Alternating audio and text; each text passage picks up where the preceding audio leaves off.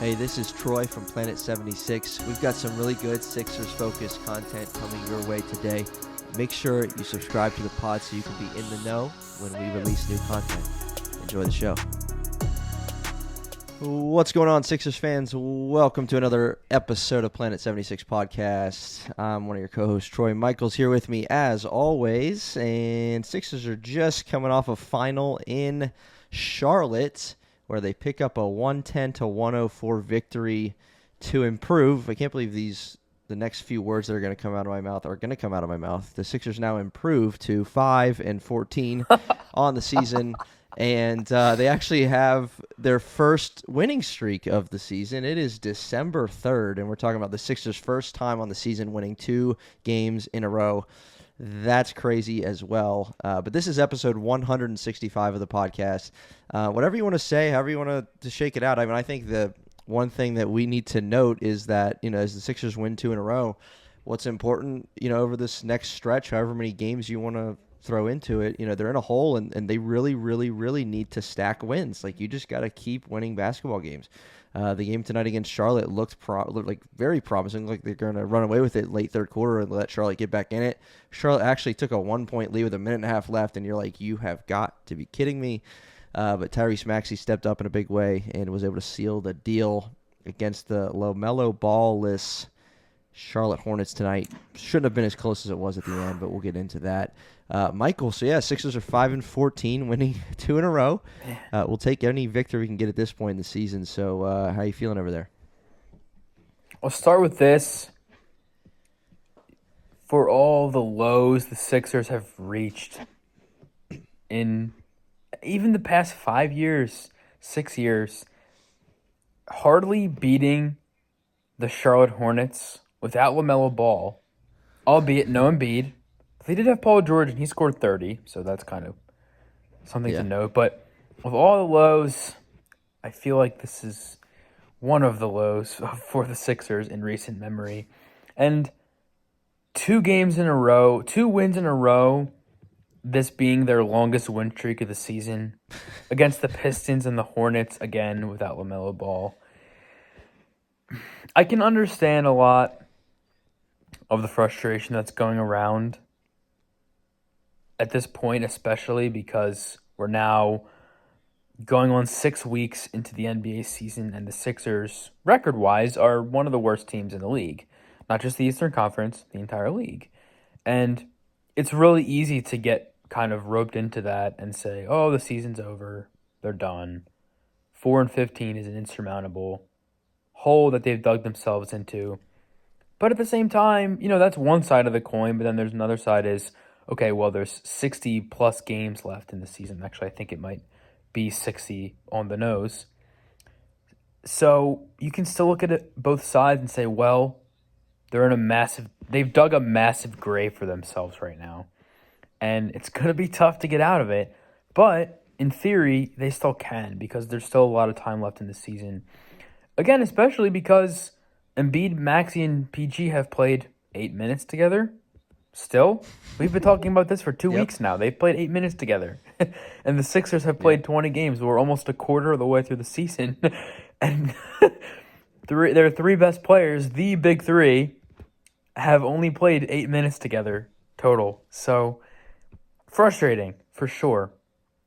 But I think a lot of times, especially this point in the season, a lot of fans look and don't really understand the context of what's going on, because it's really easy to look at what's going on at face value and say, this team sucks, let's tank, Cooper Flag, Daryl Morey, give him a call because we're going to be drafting him next June.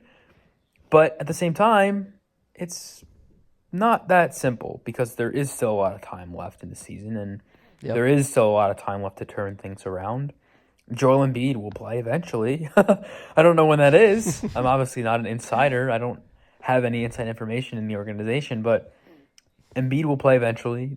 The big 3 will play together for more than 8 minutes eventually. So it's hard to see any sort of silver lining in this, but there is. And it's just something that a lot of people miss, I think. And I think again, we've been talking about this now going on almost 3 weeks at this point.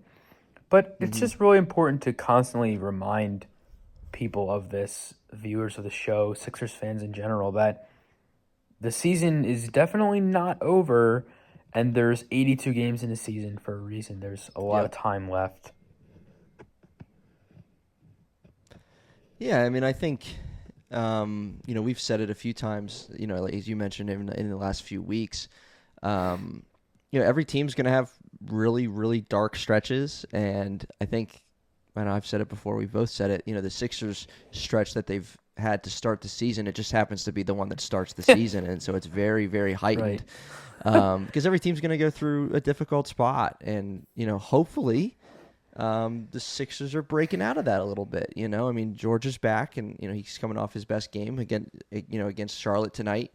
Very efficient, scoring night for him. Tyrese Maxey carried the load down the in the stretch in the fourth quarter. Jared McCain just continues to be very good. Shout out to him for winning Rookie of the Month, Eastern Conference Rookie of the Month. And so there are some bright spots. There are some positives. Sure. Gershon has played well. Had a career high in rebounds tonight against Charlotte. Step up in a big way, without Andre Drummond being available and all of that too. But as you said, Joel's going to come back at some point. He's been out for, he's only played 4 games this season. He was coming off his best game of the season with 35 points against Memphis almost 2 weeks ago to the day. And we just haven't seen him since. And we look forward to the time that he is going to come back. And, you and I can sit here all day long and talk scheme and talk this is wrong, that's wrong, this needs to be better, he needs to be better, he needs to do this. What it really boils down to is kind of what I opened up with, to me at least, is we just have to find a way to stack some wins. They're in a hole, and not that they have to get insanely hot to make the playoffs or something like that because of the format of the NBA play-in and everything like that. And the East is still not going to be anything particularly special come playoff time anyway. Outside of the top 5 or 6 teams, everybody else is just going to essentially be fighting for 7 through 10. There's nothing special about the bottom half of the Eastern Conference. Yeah, and as you said earlier too, there's 60+ games left. Like there's so much time.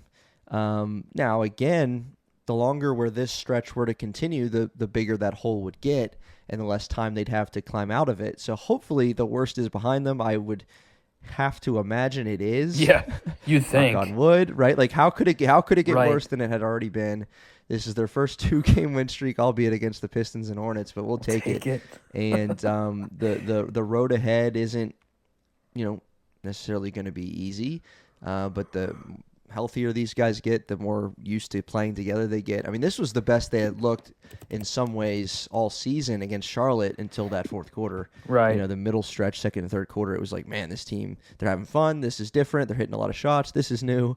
But then the fourth quarter kind of made you eat those words a little bit. But anyway, I mean, what else do you have for kind of just the way ahead for the Sixers? Maybe not to dwell on kind of where we've been, but whether it's with Joel Embiid when he comes back or just some things that you've noticed that, you think the Sixers can take with them as they, again, attempt to dig out of this hole a little bit. One thing you mentioned, McCain. I mean, we can talk about McCain all day. Absolutely. I think he really has, at least for me, really blown expectations out of the sky to the moon. Yes. As far as the player that he was going to be entering the NBA, the player he was going to be for the Sixers. A lot of what we saw at Duke translated really well. Again, I always talk about his shooting. I think he took 6 or 7 threes per game at Duke, and that's pretty much translated very well to the NBA, to the Sixers. Mm-hmm. He's basically doing exactly that. It helps, again, too, because his jumper is just quick. He shoots the ball so quickly. He can get his shot off so quickly off the catch, but he can also create very well off the dribble. And that's something that pairs well with a nice driving game I didn't really know he had until recently.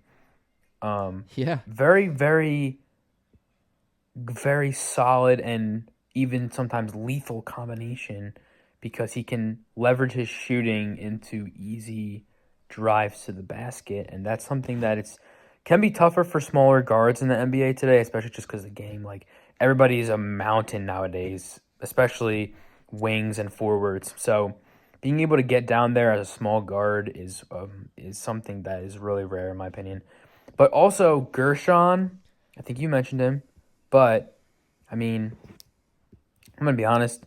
I didn't know how good he was going to be coming to the Sixers because I know he had taken a few years off from the NBA in terms of getting a roster spot playing in the NBA. But this dude has been incredible. I just want to quickly read off his box score numbers. Nothing crazy, but or I should say, well, I mean, what I should say is his box score numbers are kind of crazy, but like it's just some numbers. 10 points per game so far. Mm-hmm. Again, elevated role on both ends of the floor for the Sixers, especially in the absence of Embiid and now Drummond. He's going to feast, and we saw that tonight. He had 12 rebounds. 10 points. He's averaging 6 rebounds as well, which, again, we know he's a very good rebounder, and maybe not quite this good. His previous box score rebounding numbers would not necessarily suggest that he's this good of a rebounder. Yeah. Nevertheless, really good rebounder. We knew this, though, kind of coming into the season just because he's a bit physically bigger guy, stronger presence, especially down low on the defensive end. He's averaging 4 defensive rebounds per game, which is kind of crazy. Another big highlight, something that I did not know / expect from him was the three-point shooting. Still early, 18 games, but he's taking 4 threes per game. He's shooting 44% from 3. An absolute luxury from what is essentially your backup center. Well, I guess technically he's the third-string center, but he also plays power forward alongside Drummond and when he played Embiid. So that's an insane luxury. He's also shooting 49% from the field, but again, most of his shots... Well, actually, that's not true. Most of his shots have come from 3 this year. So he's shooting 49% from the field, but a good chunk of that is threes. So this guy is pretty awesome. I'm not going to lie. 23 minutes per game. This guy's awesome. And I didn't know, looking at his numbers now, or I should say his playing time, regular season, he spent 6 years out of the NBA. The last time he played in the NBA, he was 23, and now he's 29, which is insane. So the fact that... Obviously, I know he played overseas, played in France, the World Cup this past summer. But being able to maintain and even improve as a 29-year-old, technically third-year NBA player, is so great. And obviously great for him, but great for the Sixers. I mean, this guy it seems like a gem. I mean, this guy seems like a legit rotational player. And that's... The Sixers didn't really have a guy like him last year. I mean, KJ Martin gave you some of that in spurts in terms of the playing bigger than he is, rebounding, cutting, and scoring at the basket. But this guy is awesome, and I did not expect a lot of this from him this year. Yeah, I think the 2 guys that you just mentioned are the 2 biggest pleasant surprises that we've had. For the Sixers. Quick start to the season, but I agree especially on the McCain front of didn't really necessarily expect this. Obviously, who could have? But even regardless of the way that both of these guys are playing, like coming into the season, we really didn't know where either of these guys were going to fit in the rotation. And as you just kind of mentioned with Gershon, especially, like I mean Jared too, but. How do you not play these guys now? Jared McCain has basically made it impossible for Nick Nurse to not play him. Same with Gershon, to an extent as well. Yeah, and a few short weeks ago, we had no idea of that. At least I didn't. Like who really knew that? Because again, Sixers had a lot of depth, and you like the way that some of these other guys are playing, but none have been more impressive than these 2 as far as rotation pieces. And they're both deserving of the playing time that they're going to continue to get. And it's kind of interesting because you mentioned these guys who we didn't expect who are bright spots, but then you look at, but the Sixers are 5-14, and yet these 2 guys are doing above and beyond what you thought they would. So who's not getting it done? No, obviously there's the injuries, there's the lack of consistency from your big 3 playing together. They haven't played 6-8 minutes, whatever it is, and it's crazy, and I guess that's the huge link. Caleb Martin has been good he's been at okay. times. Oubre's been good at times, but I think, you could like a little more consistency from both those guys. What's amazing is now, 19 games in, and I mean, just because Maxey hasn't been in the lineup every game, I mean, Gershon and Jared McCain might be your most consistent, reliable pieces, only connected to the fact that those other two, in Paul George and Tyrese Maxey have both been in and out of the lineup. So that's a crazy statement to make here on December 3rd. But anyway, happy about what those guys have been doing. And the Sixers road ahead that we'll look at real quick. So they have two coming up against Orlando, both at home. So the wins that they just had against Detroit and Charlotte were on the road, so that's an encouraging sign. But now against the Orlando Magic team that's playing pretty well to start the season at 15-7, we'll come to Philadelphia for 2 on Wednesday and Friday, December 6th, before the Sixers hit the road on Sunday, December 8th against the Chicago Bulls. So that's the next 3-game stretch. You'd like to, again, keep stacking wins and see what you can do. Not sure the latest on Joel Embiid. I mean, it's still with the knee and even personal matters. Think he might or something be having another kid going on too. I think. Okay. Yeah. Oh, I don't know. That could be. So, sooner we get the big fella back in, the more we can hopefully stack some wins. Because that's where we're at. Again, we can get into X's and O's. We can talk about a lot of different things, and we have a little bit just about how, especially McCain and Gershon have exceeded expectations, but you just got to win basketball games. You got to score more points than the other team, and that's what the Sixers have done the last 2 nights, which is encouraging. So anything else to add on episode 165 of Planet 76? Nothing more than what we've really been talking about. I mean, I was talking to you, Troy, before we started recording about even years past, even despite this year being kind of an anomaly year where things are really going wrong, most seasons this time during the season, it's a lot of waiting and a lot of seeing, okay, what is this team? Who are they? What can they do? What can they be? How do these guys play together? And it's still a lot of, probably a little growing pains too, because again, this roster is really new. I think Embiid, Maxey, if you want to count Council and Martin, okay, and then Oubre, well, Lowry, I guess too. But nearly half this roster is new, and a lot of these guys are also adjusting to new roles. In Caleb Martin especially, he's essentially the Sixers' 5th option, 6th option. In Miami, sometimes he was their 2nd or 3rd option. So, not that it's any sort of tall task, but guys like that, it's going to take them a couple games. And, again, you have some vets. Eric Gordon hasn't been playing super well. Reggie Jackson, I haven't seen much. I mean, I know the backcourt can get a bit of a logjam sometimes, especially when Jared McCain is playing the way he's playing. It's hard to play anybody else over him because he's playing so well. But I think this point in the season still is a lot of waiting, is a lot of seeing what the team can do and what they can be and who they can be. So despite the Embiid stuff, despite the PG stuff, I think we still are in for a little bit of waiting. Even when Embiid comes back, it's going to be a lot of waiting because he's going to have to adjust again with everybody because he hasn't played with the new guys. Yeah. He's hardly played with the new guys. Exactly. So even though I trust Embiid a lot to adjust, we've seen him do it very quickly in the past, so I don't doubt his ability to adjust in that way. But it's still going to be a lot of waiting, and it's still going to be a lot of what is this team actually? What are they? Like, what is this team's identity? Do they have an identity? Because Sixers teams of the past didn't really have an identity, especially maybe not last year, but the year before that. What was their identity? They were just a really good basketball team.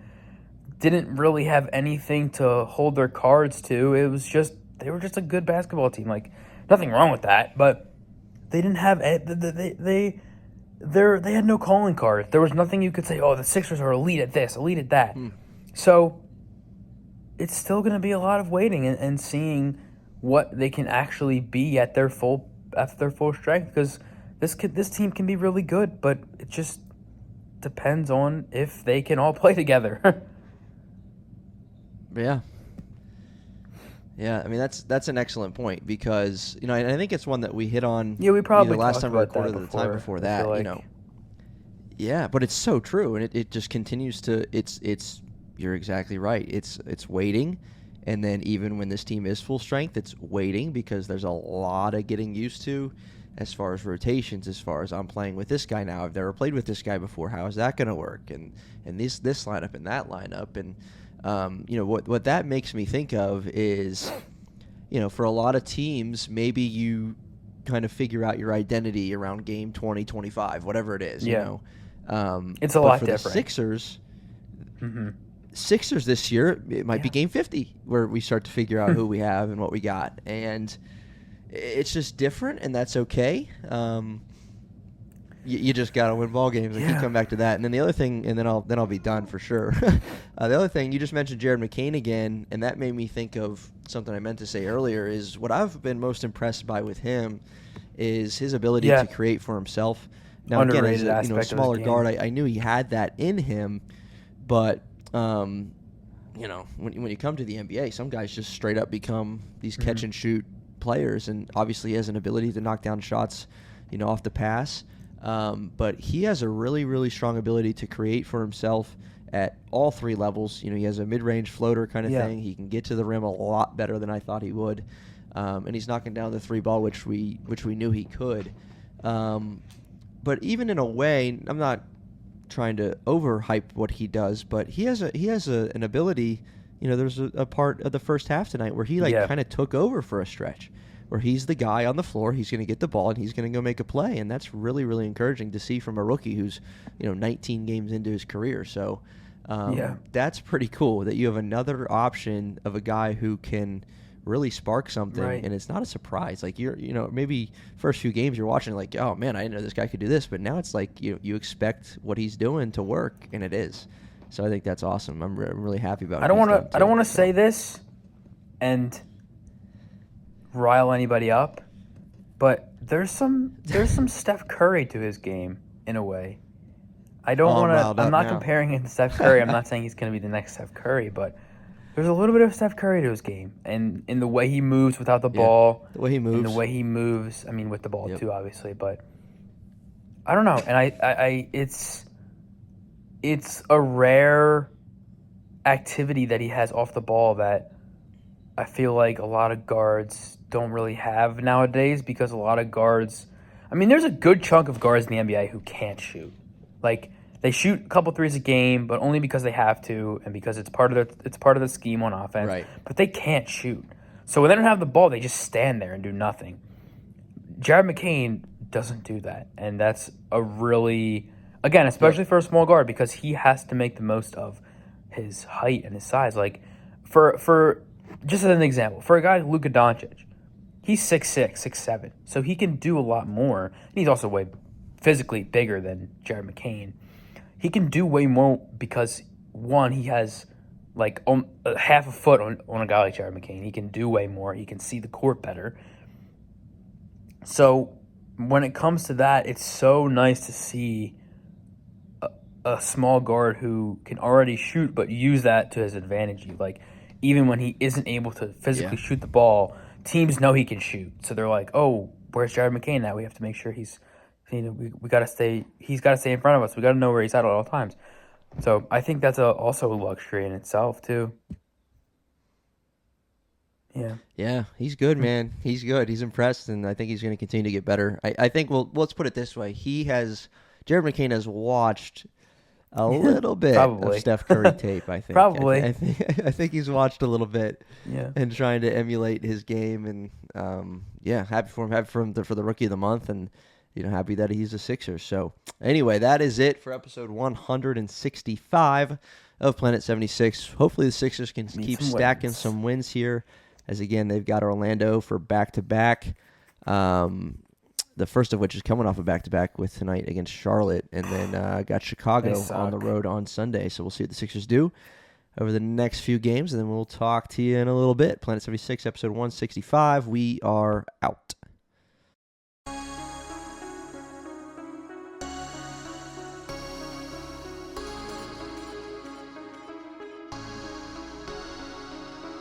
You just listened to an episode of the Planet 76 podcast. Hey, we appreciate you joining us for this episode.